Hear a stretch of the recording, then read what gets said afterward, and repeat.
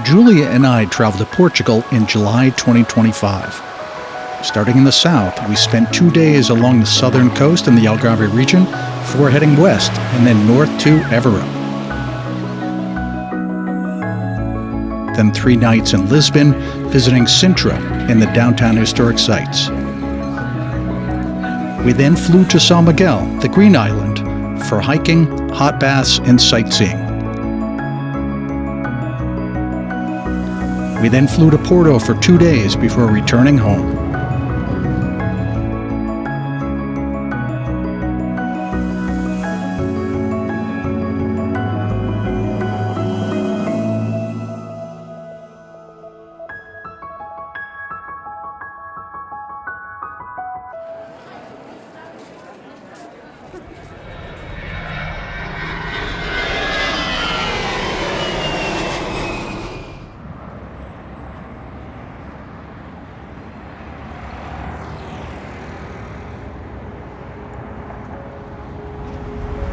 After landing at Lisbon's Humberto de Gato airport, we rented a car and drove south toward Lagos. On the drive, we stopped in Castro Verde, a small village located along the A2 route, to see the Royal Basilica. Its interior walls are covered in panels of azules, representing the Battle of Aurique, and built in the early 17th century. The town also has a route of the Camino de Santiago through its downtown. Benegal is a small fishing village in Portugal's Algarve region, famous for the Benegal Sea Cave. Surrounded by cliffs and beaches, it attracts visitors for boat tours, kayaking, and coastal views.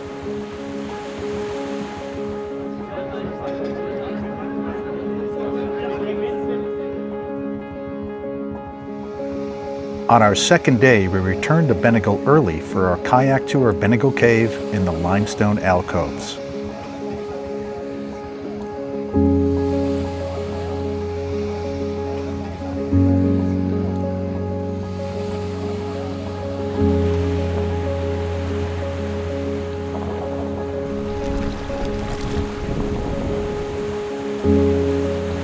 Benegal Cave on Portugal's Algarve coast is a stunning sea cave with a circular skylight in its dome. Golden limestone walls rise above a sandy beach, reachable by kayak. Sunlight pours through the opening, illuminating turquoise waves and creating one of Europe's most photographed natural coastal wonders.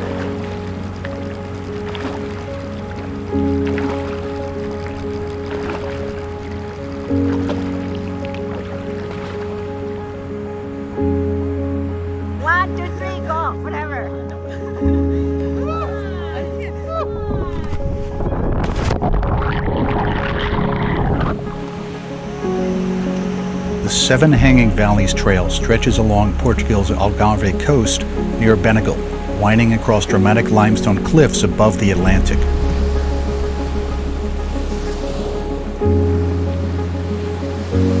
The path passes hidden beaches, sea arches, and sinkholes carved by erosion. Panoramic views of turquoise water, golden rock formations, and secluded coves make it one of the region's most beautiful locations.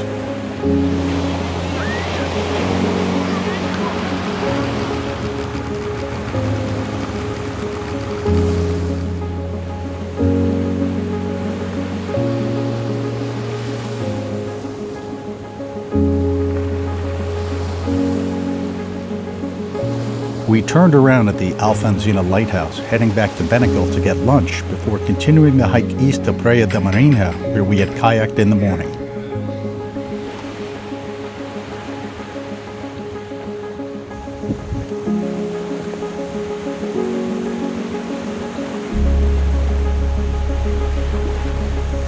We are Portugal, and we are in Benegal. Benegal.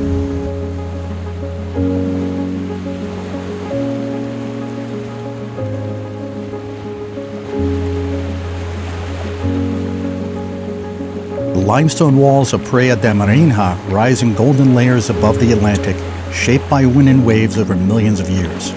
Arches, caves, and rugged stacks line the turquoise shoreline. Among them stands Elephant Rock, a natural formation resembling an elephant dipping its trunk into the sea.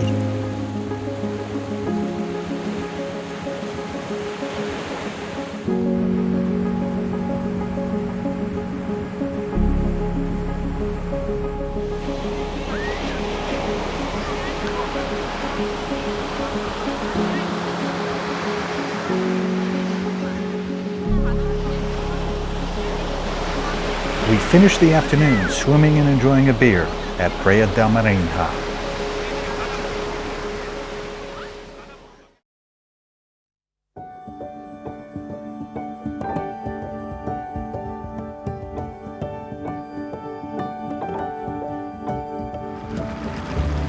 We started our third day with another kayak adventure, departing from Marina de Lagos Harbor. We traveled south, past Praia del Camilo and Praia das Pinheiros before getting into the kayaks at Ponta del Piedade.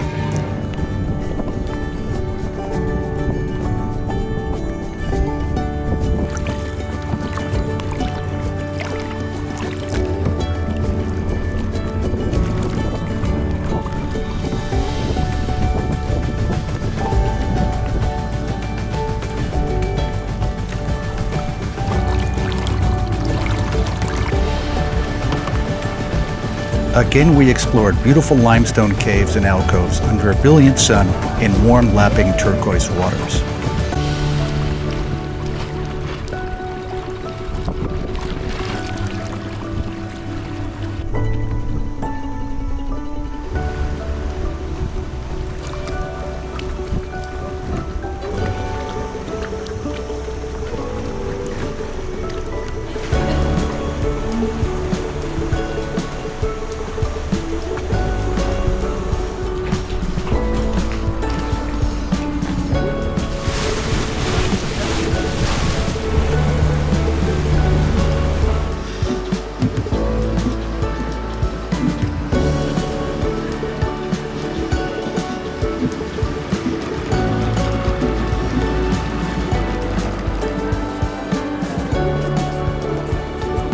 After the kayak tour, we explored the old town of Lagos before walking south to Praia del Camilo Beach.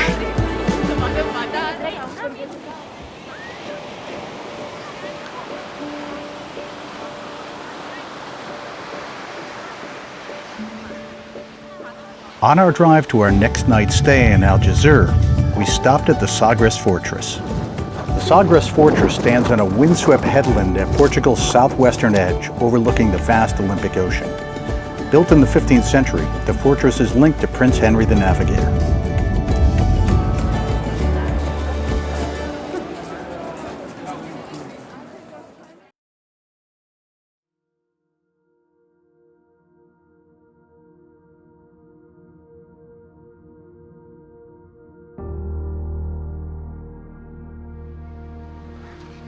Azenha do Mar is a picturesque fishing village perched on rugged cliffs along Portugal's Alentejo coast.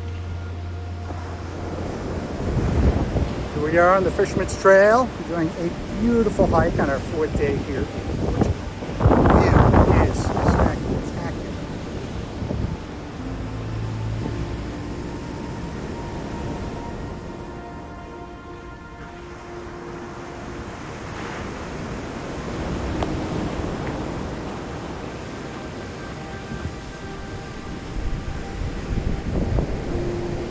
As we started our hike, two dogs immediately began to follow us.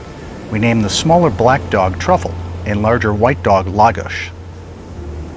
The two dogs stayed with us our entire 6-mile out and back hike.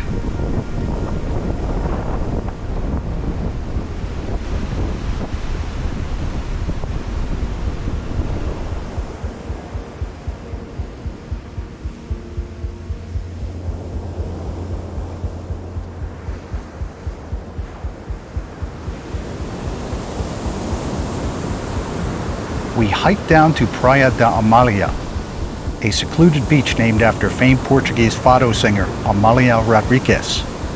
Reached by a quiet path through greenery, the beach sits below rugged cliffs with golden sand, a small fresh waterfall on the edge of the wild Atlantic Ocean. What's the shape? A heart. Corazón.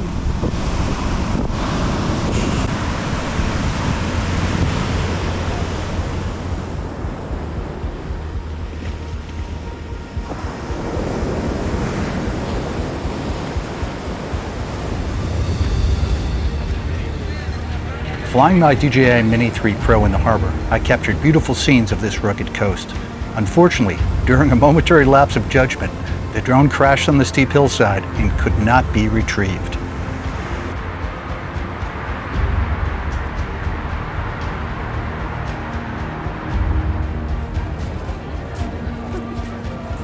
We drove on to Evora, a UNESCO World Heritage Site known for its remarkably preserved medieval city center.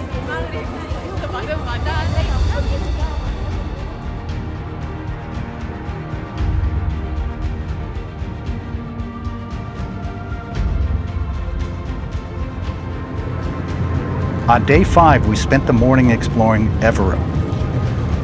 Evora includes ancient Roman ruins, including the Temple of Diana, and we stand alongside whitewashed houses, Gothic churches, and lively squares, reflecting centuries of cultural and architectural history.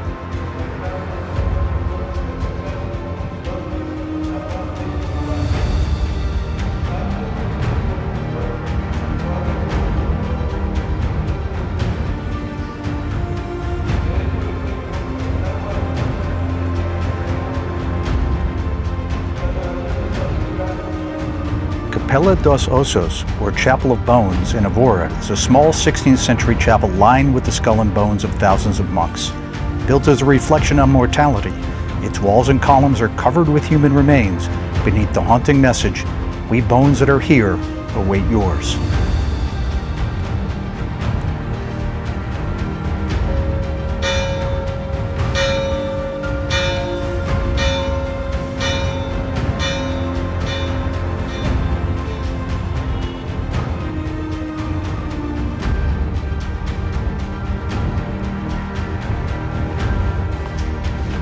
Evora Cathedral is a grand 12th-13th century Gothic cathedral rising above the historic center of Evora.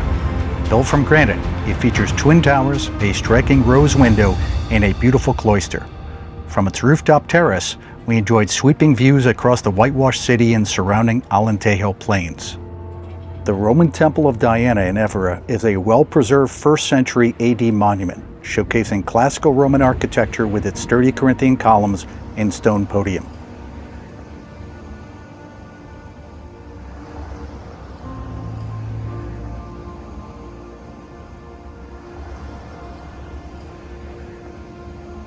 We finished our visit to Evora by viewing the aqueducts, built between 1531 and 1557. The water traveled more than 18 kilometers from a nearby spring. Pastéis de nata are Portugal's iconic custard tarts, flaky golden brown pastry shells filled with rich, creamy egg custard, lightly caramelized on top.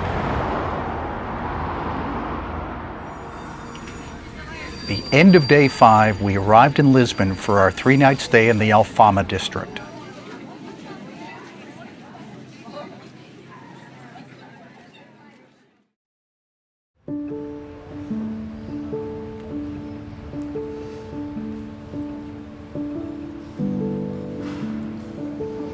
Sintra is a magical town nestled in the lush hills of Portugal's Lisbon district, famous for its romantic 19th century palaces, castles, and gardens. On our Sintra tour, we stopped at Cabo da Roca. It is the westernmost point of continental Europe, perched on dramatic cliffs overlooking the vast Atlantic Ocean.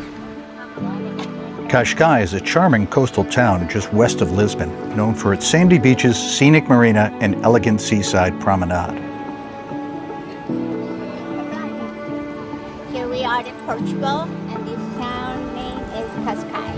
It's a beautiful, beautiful south of Portugal. Palacio de Peña in Sintra is a vibrant 19th century Romanticist palace perched atop a hill, overlooking the town and surrounding Sintra Mountains. Its eclectic architecture combines Gothic, Moorish, and Renaissance styles, painted in striking reds, yellows, and blues, with ornate terraces, towers, and lush gardens that make it appear almost fairy tale-like.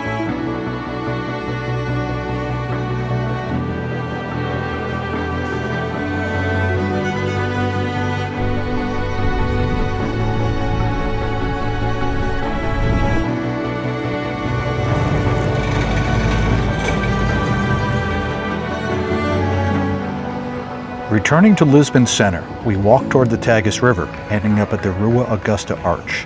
We enjoyed local young men perform a traditional dance and a local artist at our hotel.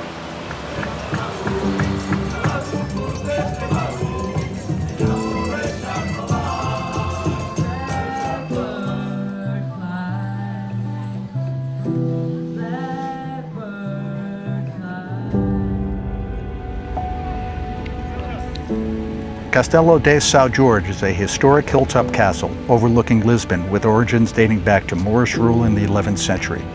Its sturdy stone walls, towers, and ramparts offer sweeping views of the city and the Tagus River. The castle grounds feature archaeological ruins, gardens, and roaming peacocks.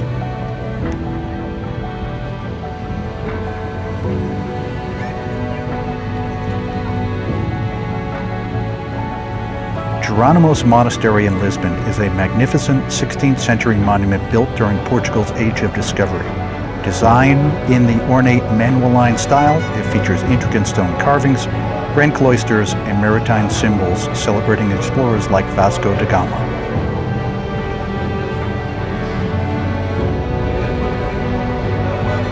The Monument to the Discoveries in Lisbon honors Portugal's Age of Exploration.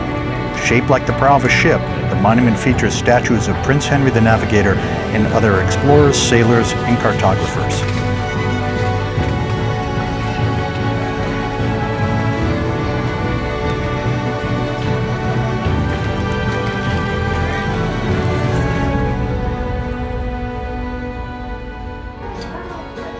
At our last night in Lisbon, we had dinner and fado music. Fado is a traditional Portuguese genre known for its soulful, melancholic sound. Sung with deep emotion and accompanied by the Portuguese guitar, it expresses themes of longing, love, and fate. We leave tomorrow morning for Sao Miguel Island in the Azores, then to Porto, all in part 2 of the video.